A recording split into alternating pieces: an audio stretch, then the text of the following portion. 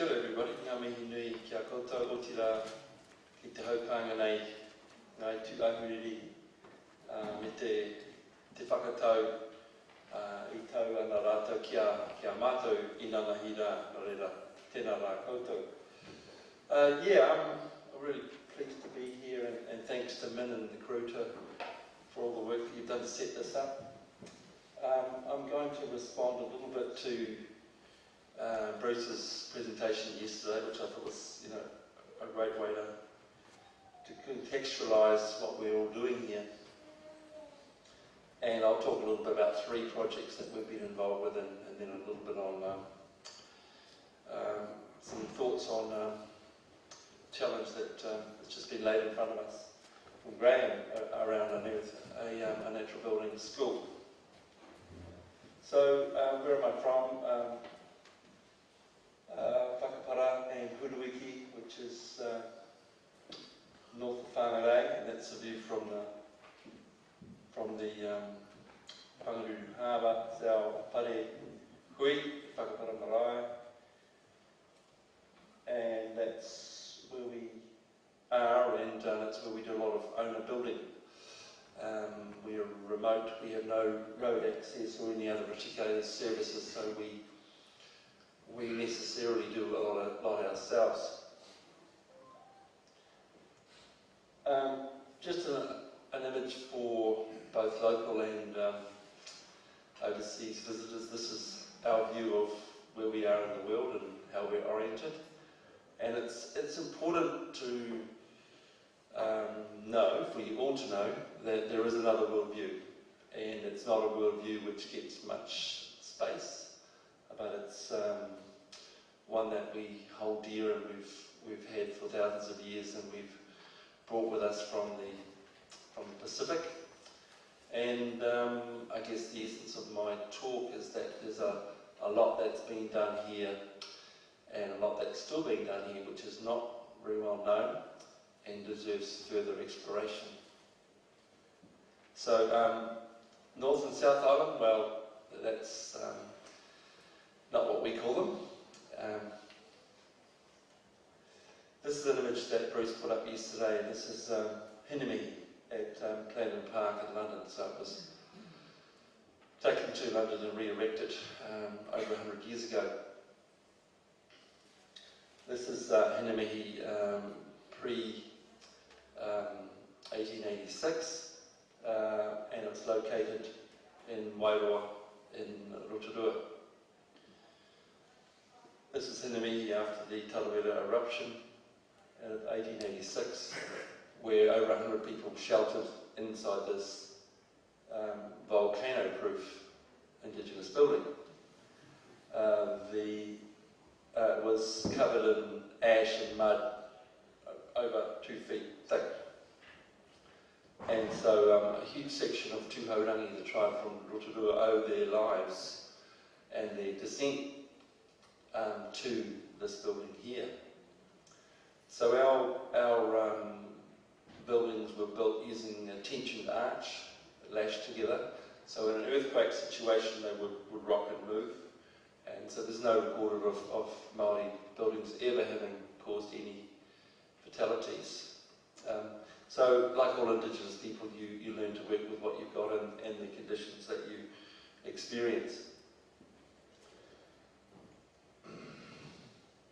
So conscious of the lack of attention to indigenous domestic architecture in this country, and diminishing resources and diminishing skills, we set about looking into a couple of different typologies, one using swamp reeds or raupo and the other using neko, which is a palm. And then the last project we'll talk about is a hybrid structure which we're restoring at the moment. So we currently have 3% of the wetlands that we used to have, so that's the first issue. We have a severe lack of access to the fibres, the natural fibres that we traditionally built from.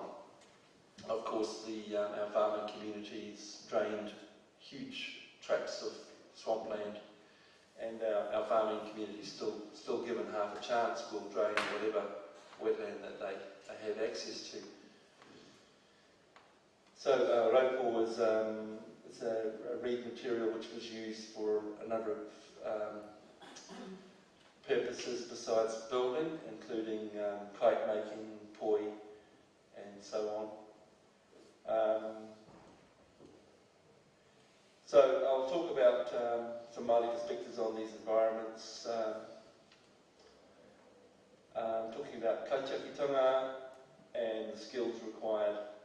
So going into these swamps, benign environments, no crocodiles, snakes, leeches, but as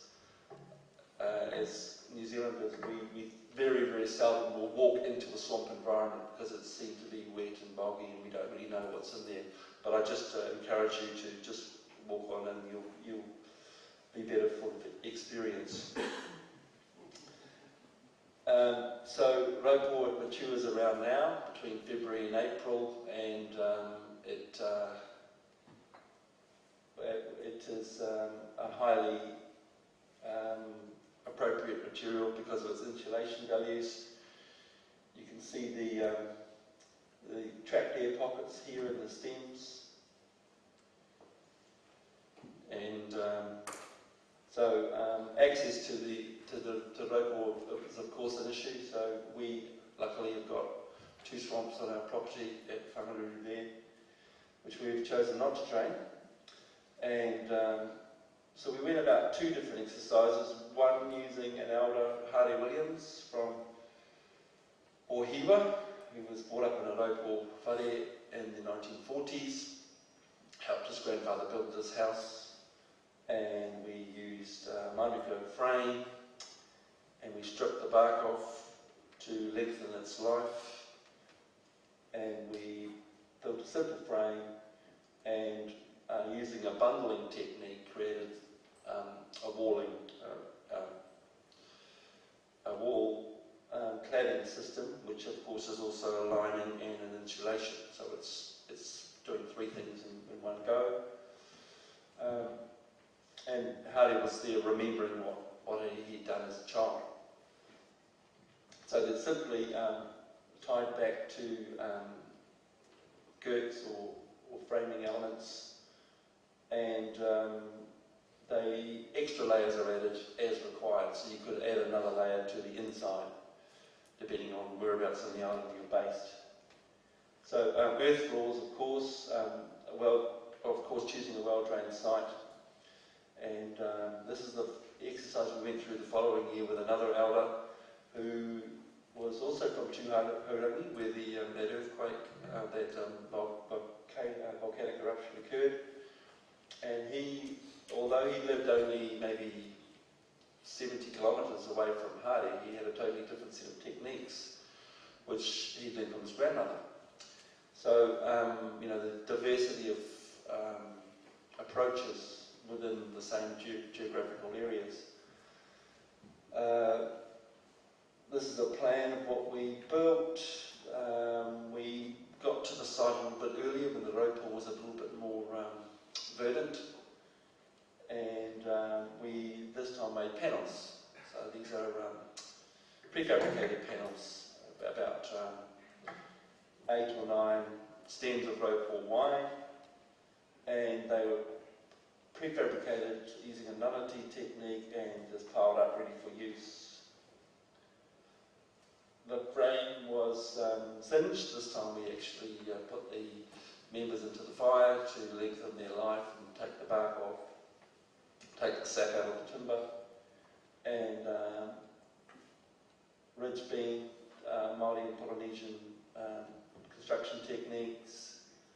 We experimented with, we were taught how to actually preserve the muka, the fibre that was used for lashings, using tanikaha bark, and you can see that's the flax fibre here, and this is it woven and dyed and preserved using the tanikaha bark dye solution. There's a doco on this on YouTube actually that you can look at, TVNZ.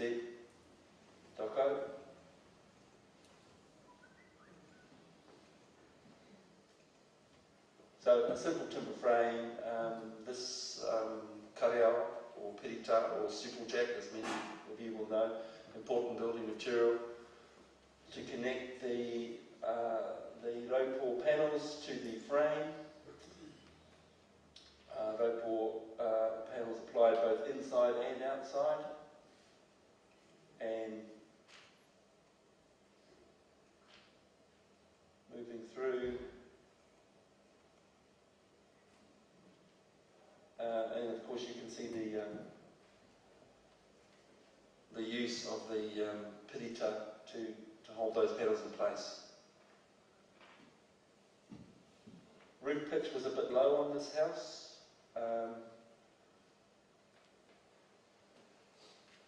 And it's a cross section through, and of course the drainage is critical, and of course choosing the right site. So quite a few layers of ropor and a final layer of Nico on top, and a tortola bark ridge beam you see there. And that's about as far as we got in 2002, so we were pretty happy with that. That took us 3 days. And the flooring, different flooring finishes that were laid underneath what would have been flax mats on top. So a typical domestic Māori dwelling designed for a subsection of a wider whānau grouping. So Māori lived in clusters, certainly didn't live in one large house, and these buildings would be rebuilt every 5 to 15 years, so that the skills were continually recycled.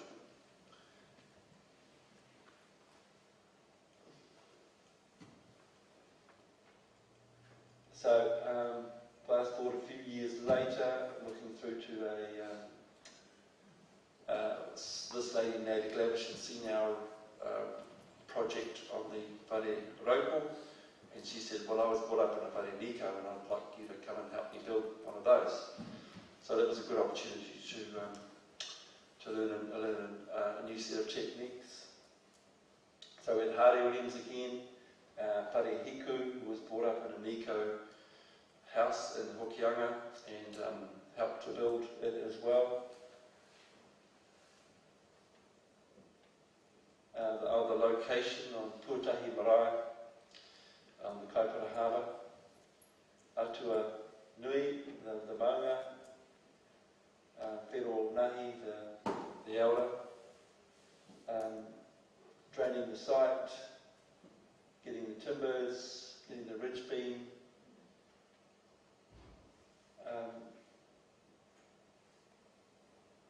access to Unitech students can be very handy. Contending with the weather, but making sure that the ceremonial processes were engaged in. This is the Maori stone, which was used to set the Maori for the building and implant the life essence to ensure its use as a whare wānanga. So this smaller house here is to be used for learning purposes, not just domestic purposes. Ridge beam again, and this time we had access to adze tōtara front and rear posts. Getting the frame ready, lashing the ridge beam to the ridge post, creating nirarako timber nails. So certainly no concrete and no steel in this whare.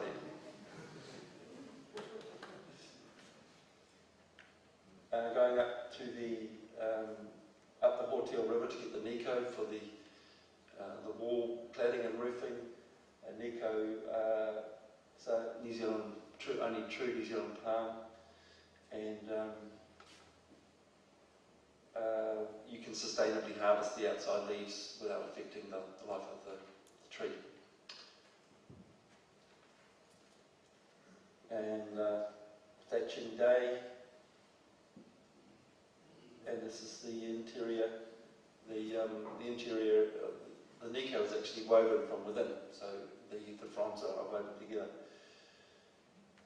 Multiple layers to create a waterproof roof. We got the roof pitched right this time, so we pitched it up around 40 degrees. And there's also a Mānia stone there to represent the external mauri or life essence of the house. And this is the whānau on completion. This took us 6 days.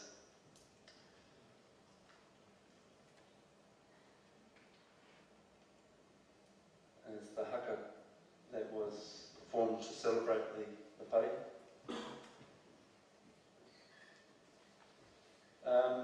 Last project, Te Pōti Marae. Te Pōti Marae is one of over 100 ancestral living sites on the Whanganui River.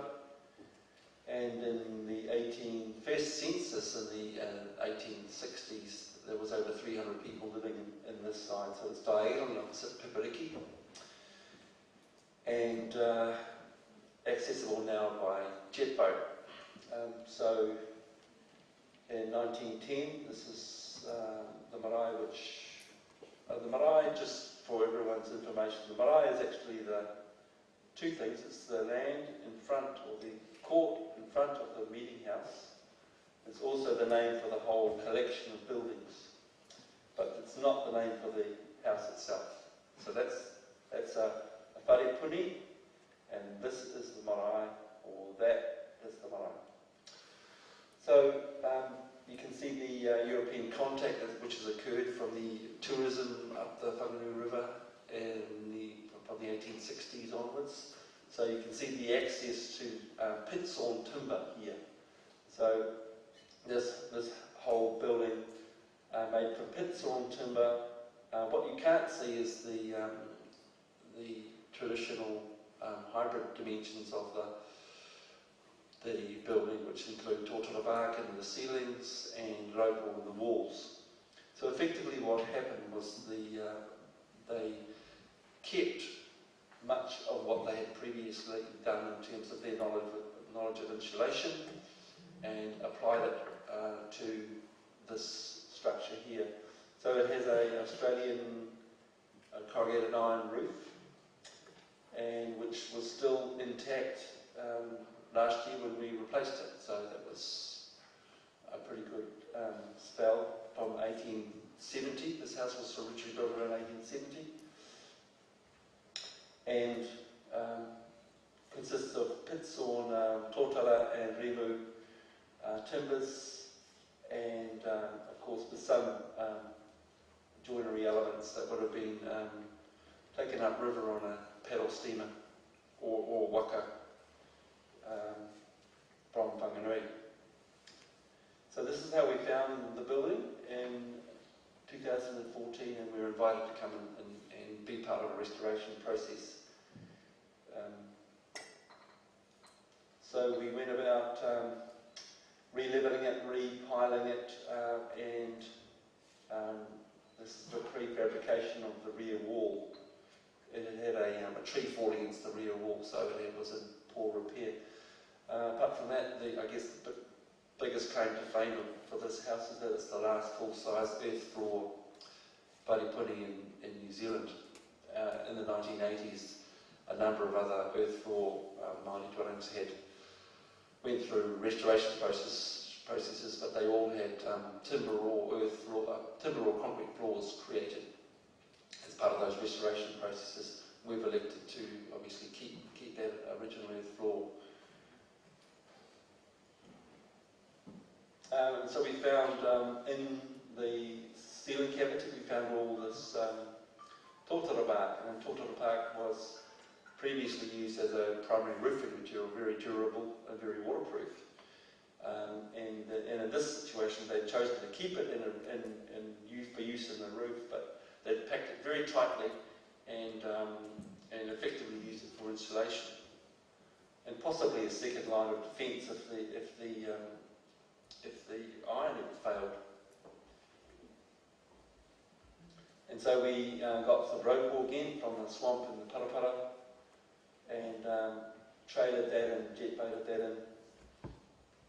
in, bundled it up, and Jim Schuster from Heritage New Zealand is a fibre expert, and he was working to reinstall the bundles of rope wool and the walls again. The rope wool that we pulled out of the walls was actually still in serviceable condition, and the only reason why we didn't reuse it was because when we pulled off the weatherboards, it effectively began to deteriorate and lose its shape. So that's, and as you will be aware, New Zealand's insulation code only came into being in 1977, so there was no real appreciation or knowledge of insulation in the Pākehā world in New Zealand until 1977.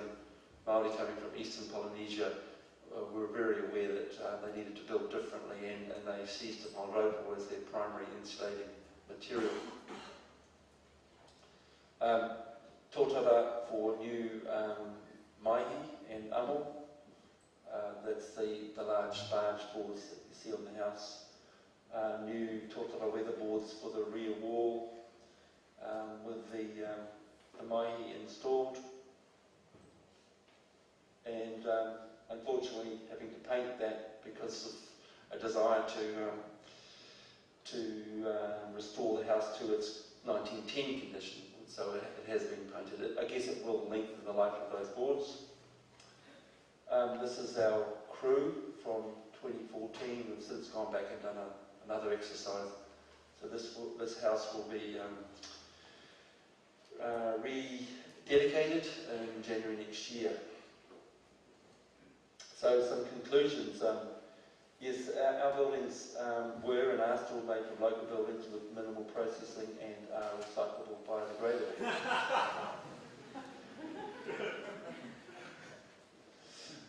So, other conclusions. Yes, the materials are not freely available. The skills are vanishing as well. But I do believe that perhaps as part of a natural building school, Graham, that we could certainly look more at our Indigenous approach to buildings here as a core part of acknowledging that we do have a history which is a little deeper than some of us are aware of. So I'll work through that pretty quickly, so I'm happy to take a few questions if there's time. Yes, there's plenty of time. Thank you, man.